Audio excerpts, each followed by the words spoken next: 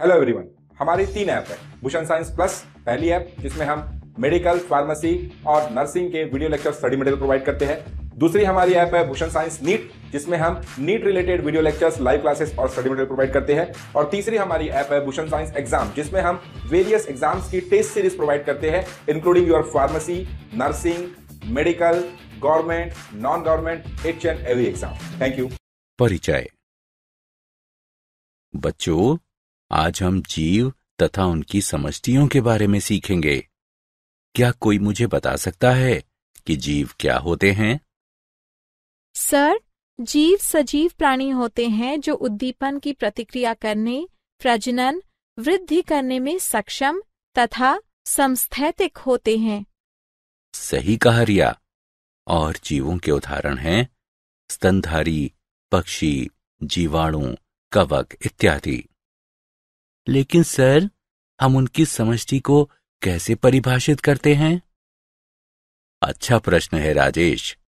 हम जानते हैं कि जीवों की समष्टि में कुछ विशेषताएं होती हैं। इन विशेषताओं के आधार पर हम जीवों की समष्टि को परिभाषित करते हैं। इस पाठ में आप जीव तथा उनकी समष्टियों के बारे में सीखेंगे।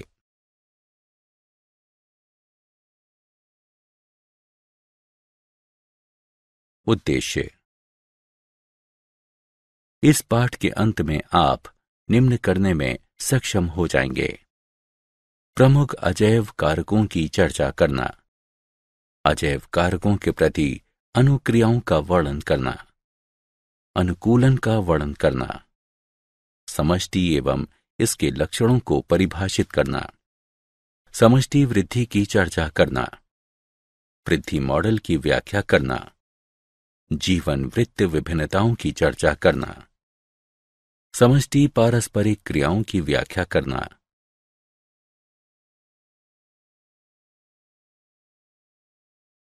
जीव और इसका पर्यावरण। प्रकृति में दो संकुल हैं: अन्योन्य आश्रित पारस्परिक अभिक्रिया और परस्पर संबद्ध संस्थाएं, जीव तथा पर्यावरण। जीव केवल उपयुक्त वातावरण में जीवित रह सकते हैं, एक दूसरे को प्रभावित कर सकते हैं तथा पर्यावरणीय कारकों के पूर्ण संकुल द्वारा प्रभावित हो सकते हैं। पारिस्थितिकी जीव विज्ञान की एक शाखा है जो जीव तथा पर्यावरण के बीच होने वाली पारस्परिक क्रियाओं के अध्ययन से संबंधित है। जीवोम उन जीवों का एक प्रमुख पारिस्थितिकी समुदाय है जो एक विशिष्ट जलवायु या विशाल भौगोलिक क्षेत्र जहां वे पाए जाते हैं उनकी पर्यावरणीय दशा के लिए अनुकूलित होते हैं।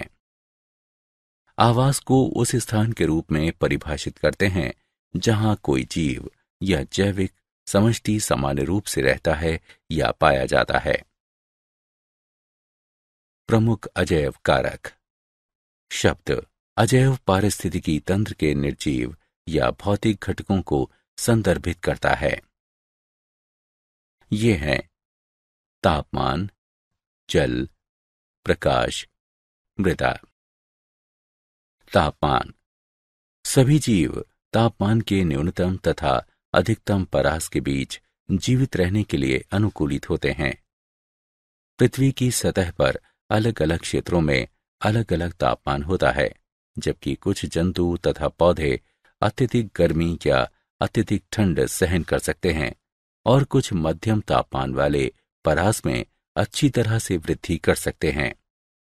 ऐसे भी जंतु हैं जिनके शरीर का तापमान विभिन्न पर्यावरणीय स्थितियों में घटता बढ़ता रहता है। मछली और मेढक जैसे जंतु असमतापी कहलाते हैं। जंतु जो अपने शरीर के तापमान को परिवेश के तापमान के अनुसार नियंत्रित कर सकते हैं होम्योथर्मल या समतापी कहलाते हैं। भौगोलिक प्रक्रियाओं में तापमान भी महत्वपूर्ण भूमिका निभाता है। हवाओं तथा पृथ्वी की घूर्णन के साथ साथ विभिन्न समुद्री जल के तापमान में अंतर समुद्री धाराओं को उत्पन्न करता है। जल। जल पारिस्थितिकी तंत्र का एक अजैव कारक है। सभी सजीवों को जल की आवश्यकता होती है। पृथ्वी पर जीवन के लिए जल महत्वपूर्ण है। जल घुलित गैसों जैसे कि जलीय जीवों के लिए आवश्यक ऑक्सीजन तथा जलीय पौधों के लिए आवश्यक कार्बन डाइऑक्साइड का परिवहन करता है और तापमान परिवर्तनों के बड़े प्रभावों को कम करने के लिए जल के निकाय ऊष्मा अभिगम के रूप में कार्य करते हैं। इस प्रकार सजीवों के लिए अधिक स्थिर वातावरण बनाने में मदद करता है। जल कोशिकाओं के भीतर एक महत्वपूर्ण जैव रासायनिक घटक भी है, जहां प्रकाश संश्लेषण जैसी अनेक महत्वपूर्ण प्रक्रियाओं में इसके हाइड्रोजन तथा ऑक्सीजन परमाणु योगदान करते हैं।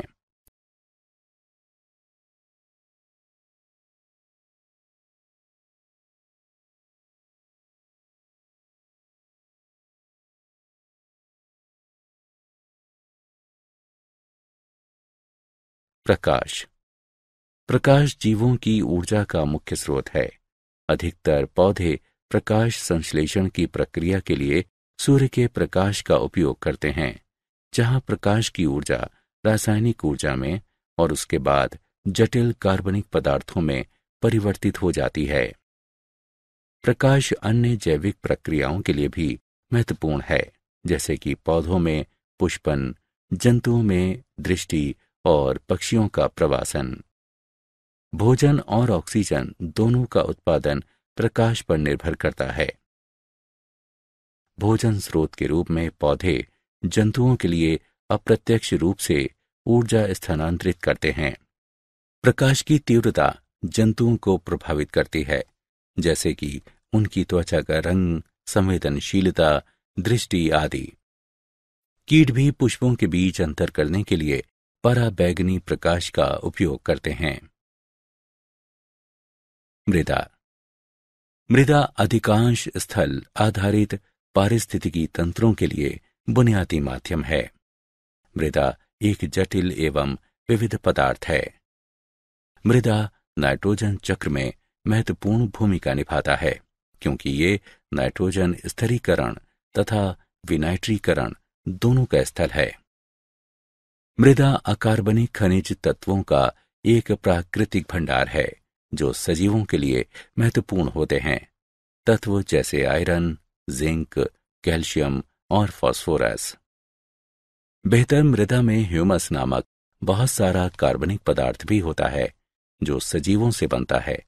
ह्यूमस युक्त मृदा पादप जीवन को बहुत अधिक सहारा प्रदान करती है। अजैव कारकों के प्रति अनुक्रियाएं प्रक्रिया जिसके द्वारा जीव विविध बाह्य दशाओं के तहत अपेक्षाकृत स्थिर आंतरिक पर्यावरण बनाए रखते हैं, समस्थापन कहलाती है।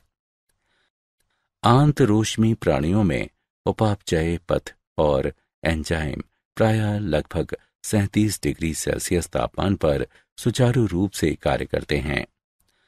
ये प्राणी स्थिर शरीर तापमान बनाए रखकर अपनी स्थिर उपापचयी क्रियाओं को बनाए रखने में सक्षम होते हैं। ये गर्मियों में अपने शरीर से जल के वाष्पीकरण के माध्यम से तथा सर्दियों के ठंडे मौसम में फर, पिच, वसा की उपचर्म परत आदि की रोधी क्रिया द्वारा किया जाता है। इस प्रकार अंतरोष्मी प्राणी ऊष्मा की क्षति को कम करने के लिए विभिन्न प्रकार के अनुकूलन प्रदर्शित करके ठंडी स्थितियों में भी सक्रिय बने रहने में सक्षम होते हैं।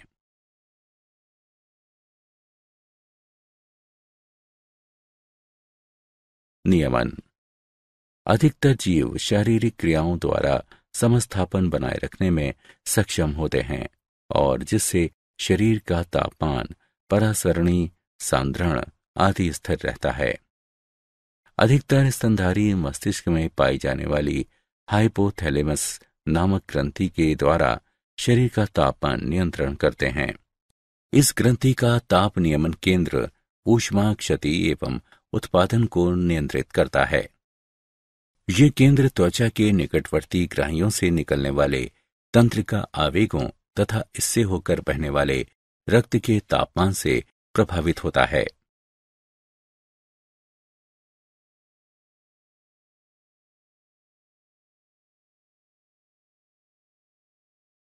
समरूपण। जंतु या पौधे जिनके शरीर के भीतर की कुछ दशाएं बाह्य परिवर्तनों के साथ बदलती रहती हैं, समरूपी कहलाते हैं। अधिकतर जंतु और लगभग सभी पौधे एक स्थिर आंतरिकी पर्यावरण नहीं बनाए रख सकते। उनके शरीर का तापमान परिवेशी तापमान के साथ बदलता रहता है। जलीय जंतुओं में शरीर के तरल की परासरणी सांद्रता परिवेशी जल की परासरणी सांद्रता के अनुसार बदलती रहती है। ऐसे जंतु परासरणी समरूपी कहलाते हैं। ताप नियमन ऊर्जा के संदर्भ में एक खर्चीली प्रक्रिया है। ऊष्मा क्षति या लाभ सतही क्षेत्र का कार्य है और इसलिए छोटे जंतु ध्रुवीय क्षेत्रों में नहीं पाए जाते हैं। प्रवास।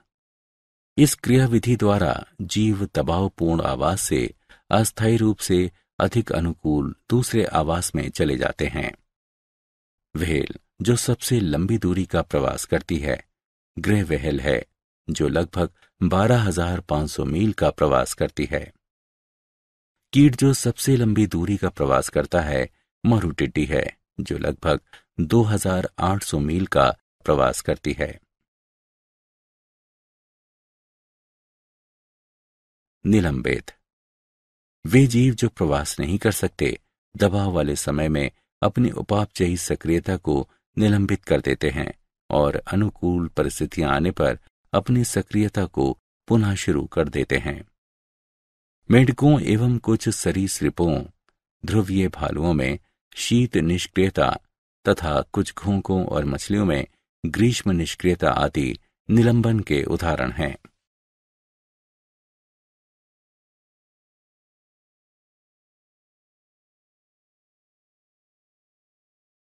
अनुकूलन।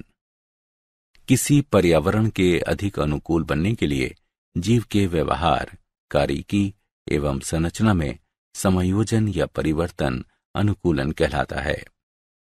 कुछ अनुकूलन हैं।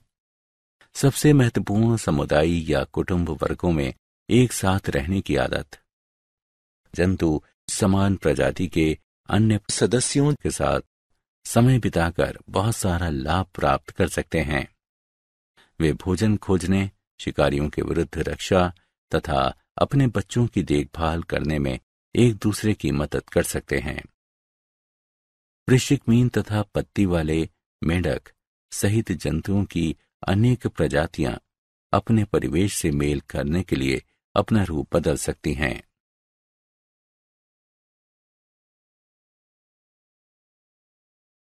मरुस्थलीय पौधों में अनुकूलन। कुछ पौधे जो गूदेदार कहलाते हैं, अपने तने या पत्तियों में जल संचित करते हैं। कुछ पौधों में पत्तियां या छोटे मौसमी पत्तियां जो केवल वर्षा के बाद ही विकसित होती हैं, नहीं पाई जाती हैं। पत्तियों की कमी के कारण प्रकाश संश्लेषण के दौरान जल की हानि कम होती है। जल अवशोषित करने के लिए लंबे मूल तंत्र व्यापक रूप से फैलते हैं या भूमि में गहराई तक जाते हैं। कुछ पौधों में छोटा जीवन चक्र होता है। अंकुरण वर्षा के फलस्वरूप होता है। वृद्धि, पुष्पन और मृत्यु 1 वर्ष के भीतर हो जाती है।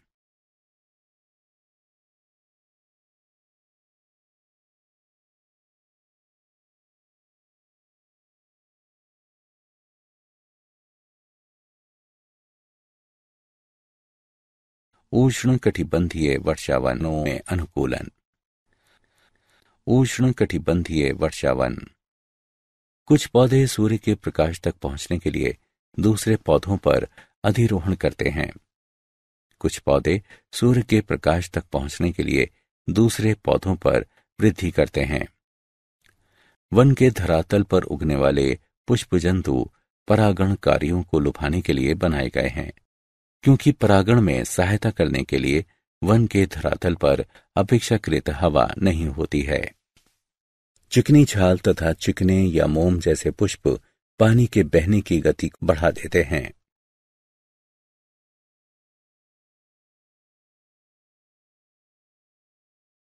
समष्टियां। समष्टि गुण। प्रकृति में एकल व्यष्टि पृथक एकांत में नहीं रह सकता है। व्यष्टि अपनी उत्तरजीविता तथा अपनी प्रजातियों के शाश्वतीकरण के लिए प्रायः अपनी ही तरह के अन्य व्यष्टियों के साथ जुड़े होते हैं। किसी स्थान पर पाई जाने वाली प्रजाति के सभी व्यष्टि समष्टि बनाते हैं। पारिस्थितिकी में समष्टि समान क्षेत्र में रहने वाले तथा जैविक समुदाय की इकाई के रूप में कार्य करने वाले समान प्रजाति के व्यष्टियों का समूह है। किसी दिए गए क्षेत्र में उपस्थित समान प्रजाति के घोंघों का समूह समष्टि को निरूपित करता है। समष्टि गुण। घनत्व। समष्टि का आकार प्रायः इसके घनत्व के पदों में व्यक्त किया जाता है। समष्टि घनत्व दिए गए समय में किसी इकाई क्षेत्र में उपस्थित प्रजातियों की व्यष्टियों की संख्या है। गणितीय रूप से D बराबर N/S, जहां D समष्टि घनत्व N एक विशिष्ट समय में प्रजातियों के व्यष्टियों की संख्या दर्शाता है और S स्थान की इकाइयों की संख्या को निरूपित करता है। जन्म दर। किसी क्षेत्र में जन्म लेने वालों की संख्या एवं उस क्षेत्र की समष्टि का अनुपात प्रति 1000 समष्टि प्रति वर्ष के रूप में व्यक्त किया जाता है। मृत्यु दर। मृत्यु दर को उम्र या कारण के अनुसार सूचीबद्ध किया जा सकता है। किसी क्षेत्र में बढ़ने वालों की संख्या एवं उस क्षेत्र की समष्टि का अनुपात प्रति 1000 प्रति वर्ष के रूप में व्यक्त किया जाता है। लिंग अनुपात।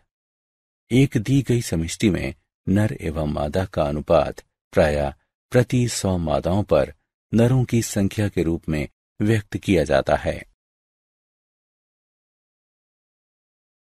समष्टि वृद्धि। समष्टि का आकार स्थैतिक प्राचल नहीं है, लेकिन ये समय के साथ बदलता रहता है, क्योंकि ये विभिन्न कारकों जैसे कि मौसमी परिवर्तनों, आहार उपलब्धता आदि पर निर्भर करता है। 4 मूलभूत पराक्रम जो एक विशिष्ट क्षेत्र की समष्टि के घनत्व को परिवर्तित करने में महत्वपूर्ण भूमिका निभाते हैं, वे हैं। जन्म दर। जन्म दर एक दी गई अवधि के दौरान एक विशिष्ट क्षेत्र में जन्म लेने वालों की कुल संख्या एवं कुल समष्टि का अनुपात है। इसे B से प्रदर्शित किया जाता है। मृत्यु दर। इसे समष्टि में मरने वालों की कुल संख्या एवं कुल समष्टि के अनुपात के रूप में परिभाषित किया जाता है। इसे D से प्रदर्शित किया जाता है। आप्रवासन। जब लोग या जंतु किसी देश में आकर बसते हैं तो उस देश के मूल निवासी नहीं होते हैं। इसे I से प्रदर्शित किया जाता है। उद्प्रवासन। ये एक तरह से स्थानीय समष्टि से व्यष्टियों के बाहर जाने को दर्शाता है, जिसके परिणाम स्वरूप समष्टि में कमी आती है। इसे E से प्रदर्शित किया जाता है। यदि समय T में N समष्टि घनत्व है तो समय T+1 में इसका घनत्व है NT+1 बराबर NT+B + I - T+E।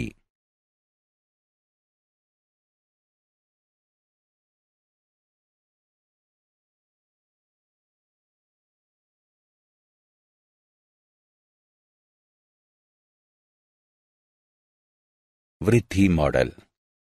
समय के साथ समष्टि की वृद्धि के विशिष्ट प्रतिरूप समष्टि वृद्धि मॉडल कहलाते हैं। मॉडल 2 प्रकार के होते हैं, चरघातांकी मॉडल और संभार तंत्र मॉडल। चरघातांकी मॉडल। ये मॉडल इस तथ्य पर आधारित है कि कोई भी प्रजाति ज्यामितीय श्रृंखला के अनुसार संख्याओं में संभावित वृद्धि कर सकती है। उदाहरण के लिए, यदि प्रजाति में अनतिव्यापी समष्टियां हैं और प्रत्येक जीव R संतति उत्पन्न करता है तो NPDT बराबर 0, 1, 2 और इसी तरह आगे में समष्टि संख्या बराबर है। NT बराबर N0 गुणा R की घात T। जब T बड़ा है तो समीकरण एक चरघातांकी पराक्रम द्वारा लगभग सही अनुमान लगाया जा सकता है। NT बराबर N0 e⁻RT। यहां 3 संभावित परिणाम हैं। समष्टि में चर घातांकी तरीके से गिरावट आती है, समष्टि में चर घातांकी तरीके से वृद्धि होती है, समष्टि चर घातांकी मॉडल के अनुप्रयोग को परिवर्तित नहीं करती। सूक्ष्म जीव विज्ञान, संरक्षण जीव विज्ञान, कीट पालन, पादप या कीट संगरोध और मत्स्य पालन।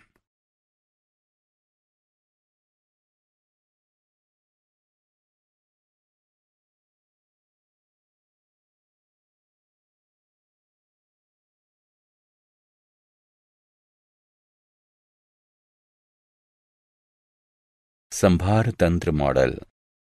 संभार तंत्र मॉडल के अनुसार समष्टि वृद्धि की दर सीमित हो सकती है, अर्थात समष्टि घनत्व पर निर्भर हो सकती है। R बराबर R0 गुणा 1 - N/K।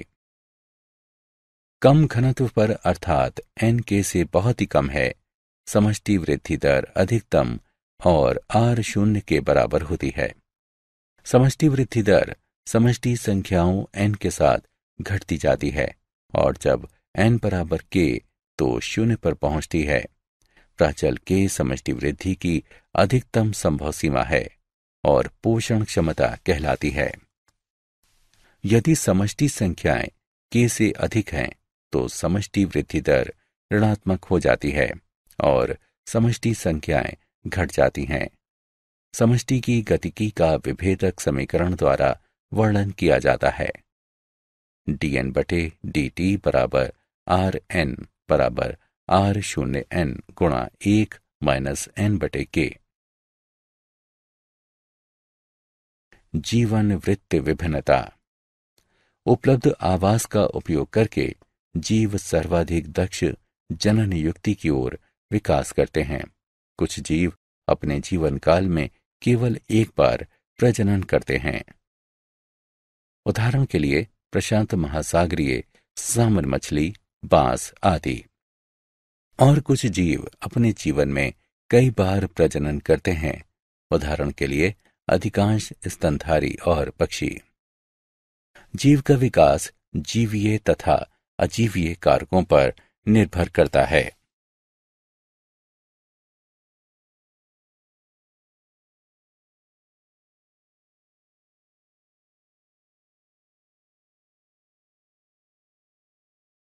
समष्टि पारस्परिक क्रियाएं। समुदाय विभिन्न प्रजातियों की पारस्परिक क्रिया समष्टियों का समूह है। जंतुओं की समष्टि एक दूसरे तथा अपने वातावरण से कई तरह से पारस्परिक क्रिया करती है।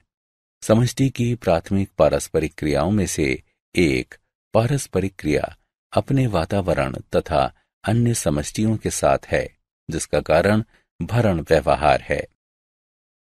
सहभोजिता दो विभिन्न प्रजातियों के बीच सहचर्य है, जहां एक प्रजाति को लाभ होता है और दूसरी प्रजाति को न लाभ होता है न हानि। अंतरजातीय परजीविता विभिन्न प्रजातियों के दो जीवों के बीच एक सहचर्य है, जहां एक प्रजाति को हानि होती है या वो मर जाती है और दूसरी अप्रभावित रहती है। प्रजातियों के बीच पारस्परिक क्रिया के लक्षण हैं परभक्षण, स्पर्धा, परजीविता, सहभोजिता, सहोपकारिता।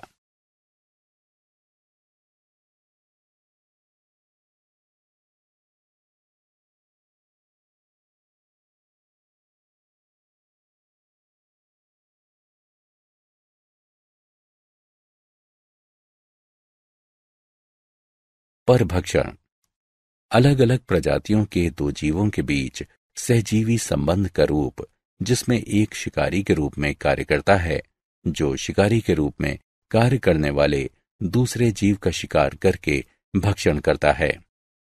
परभक्षण एक प्रक्रिया है जो पारिस्थितिकी समुदायों में प्रजातियों के वितरण, उनकी प्रचुरता और विविधता को प्रभावित करने में बहुत महत्वपूर्ण भूमिका निभाता है। सफल परभक्षण शिकारी के समष्टि आकार में वृद्धि करता है और शिकार के समष्टि आकार को घटित करता है। शिकार समष्टि पर पड़ने वाले ये प्रभाव अन्य प्रजातियों की प्रचुरताओं को अप्रत्यक्ष रूप से परिवर्तित करते हैं। परभक्षण के ऐसे अप्रत्यक्ष प्रभावों का एक उदाहरण पोषणज सोपान है। पोषणज सोपान तब होता है जब पौधों या अन्य प्रजातियों को, जो शिकारी द्वारा प्रत्यक्ष रूप से नहीं खाए जाते हैं, प्रभावित करने के लिए परभक्षण सोपान के प्रभाव खाद्य श्रृंखला में नीचे चले जाते हैं। परभक्षण उन प्रजातियों की संख्या घटा या बढ़ा सकता है जो समुदाय में एक साथ रहती हैं। ये पर्यावरण की अनुकूल तथा पसंदीदा शिकार प्रजातियों की प्रतिस्पर्धी स्थिति पर निर्भर करता है।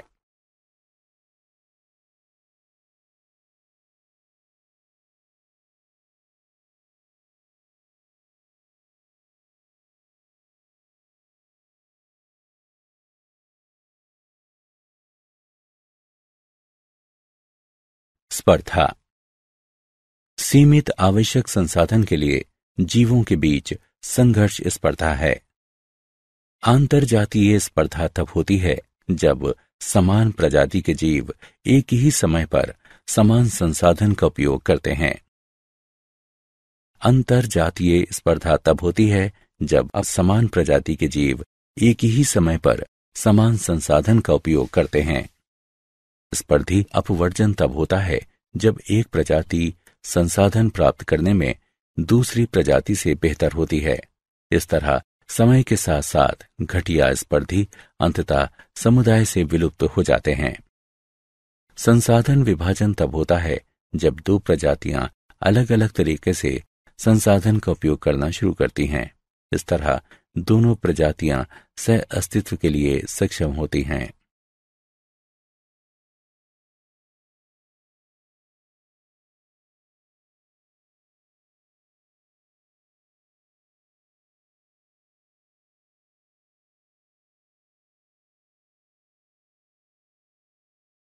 परजीविता परजीविता में एक व्यष्टि जीव परजीवी अपने पोषक से प्राप्त पोषक तत्वों की खपत करता है। फलस्वरूप पोषक का स्वास्थ्य कमजोर हो जाता है। कई स्थितियों में परजीवी पोषक जीव में रोग उत्पन्न कर सकते हैं। इस स्थिति में उन्हें रोगजनक माना जाता है। हम परजीवियों को दो श्रेणियों में विभाजित करते हैं। अतः परजीवी जीव जो अपने पोषक के शरीर के भीतर रहते हैं। अंतः परजीवी के उदाहरण हैं फ्लूक, फीता कृमि, कवक, जीवाणु और प्रोटोजोआ।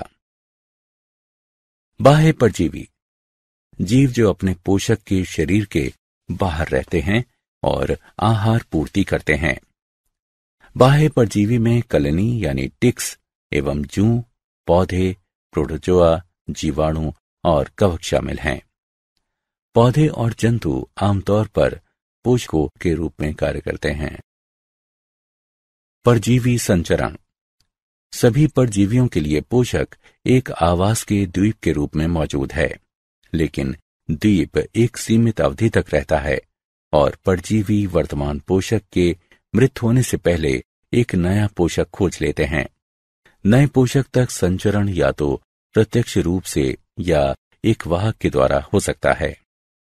प्रत्यक्ष संचरण में परजीवी बिना किसी मध्यवर्ती जीव के एक पोषक से समान प्रजाति के एक दूसरे पोषक तक पहुंचता है। वाहक संचरण में मध्यवर्ती जीव वाहक परजीवी को एक पोषक से अगले पोषक तक स्थानांतरित करता है।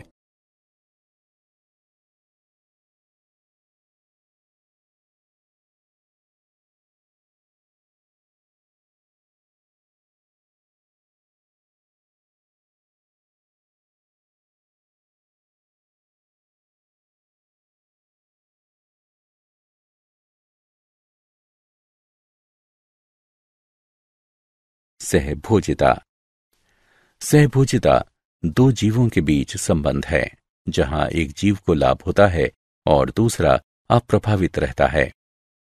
उदाहरण के लिए, मुक्ता मीन शिकारियों से बचने के लिए समुद्री खीरे का उपयोग करती है। मुक्ता मीन समुद्री खीरे की गुदा में रहती हैं। ये पहले निचले भाग पर स्थित छिद्र में आश्रय लेती हैं ताकि इसका सिर बाहर निकल सके। जब मुक्ता मीन का शिकारी निकट आता है तो ये अपना सिर इसके अंदर कर लेती हैं ताकि इसका पता न लगाया जा सके। समुद्री खीरा इस गतिविधि से अप्रभावित रहता है।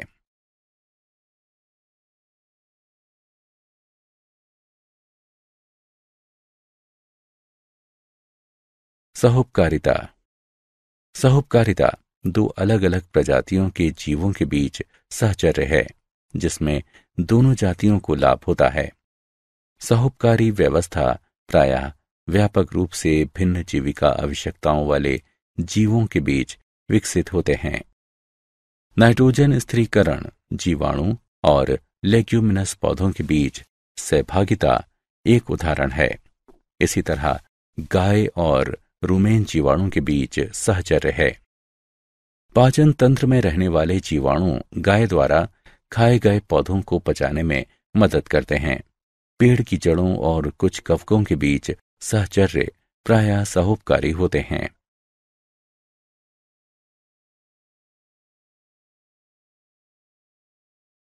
क्या आप जानते हैं, कवक पारिस्थितिकी तंत्र के अलग अलग घटकों के बीच संतुलन बनाने के लिए आवश्यक हैं और जीवन के स्थायित्व एवं निरंतरता की गारंटी हैं। कुछ कवक एंजाइम और अम्ल स्रावित करते हैं जिनसे रोगों का उपचार करने में मदद मिलती है, जैसे कि पेनिसिलियम कवक जो एंटीबायोटिक पेनिसिलिन उत्पन्न करते हैं।